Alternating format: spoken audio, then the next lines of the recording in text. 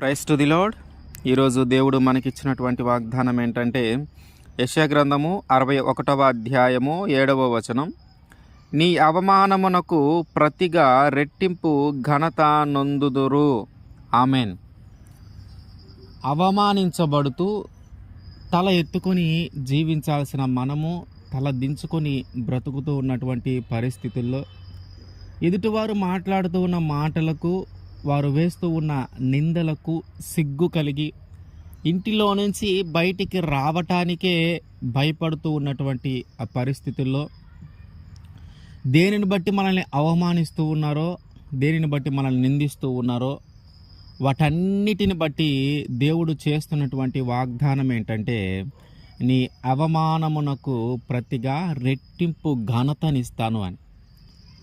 ఎవరైతే మనల్ని అవమానిస్తూ ఉన్నారో వారి మధ్యలోనే మనల్ని ఒక బలమైన వ్యక్తిగా దేవుడు మార్చబోతూ ఉన్నాడు అని.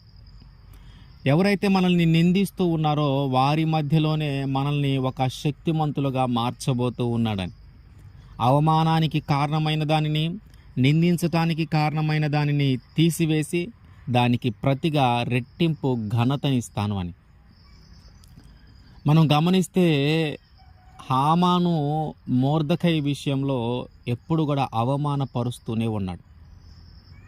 వీడెంత నా ముందు నాకు నమస్కరించట్లేదు, నేను ఏదో ఒకటి చేయాలి, ఏదో విధంగా అవమానపరచాలి, ఏదో ఒక విధంగా ఇబ్బంది పెట్టాలి, ఏడిపించాలని కానీ, కొట్టాలని కానీ, తిట్టాలని కానీ, ఇట్లా ఆలోచన చేస్తూనే ఇవన్నీ చిన్నవి, అసలు ఈ మనిషినే లేకుండా చేస్తే సరిపోతుంది, అసలు ఈ మనిషినే చంపేస్తే సరిపోతుంది అని ఆలోచిస్తూ ఉన్నాడు.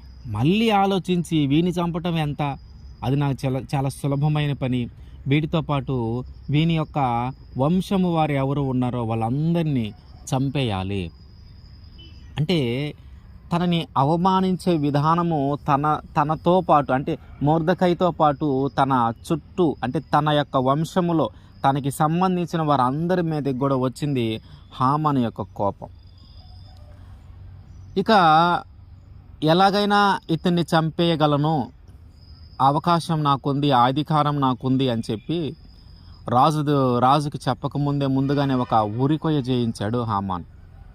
కానీ దేవుడు చేసిన అద్భుతం ఏంటంటే, ఏ హామాన్ అయితే మొర్దెకైని ఉరి తీయాలని అనుకున్నాడో, ఆ ఉరికొంబాన్ని చేయించాడో, అదే ఉరి కొయ్య మీద హామానునే ఉరి తీయించి హామాను యొక్క ఉద్యోగాన్ని మొర్దెకైకే ఇప్పించాడు దేవుడు.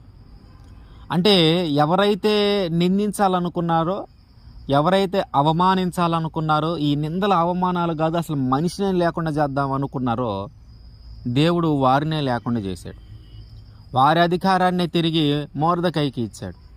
అంటే వాళ్ళు ఏ అధికారాన్ని చూసుకొని, ఏ పలుకుబడిని చూసుకొని వాళ్ళు మనల్ని అవమానించడానికి సిద్ధపడి ఉన్నారో, వారు మనల్ని నిందించడానికి సిద్ధపడి ఉన్నారో, వారి యొక్క అధికారాన్ని వారి దగ్గర నుంచి తీసివేసి తిరిగి మనకిస్తూ ఉన్నాడు దేవుడు.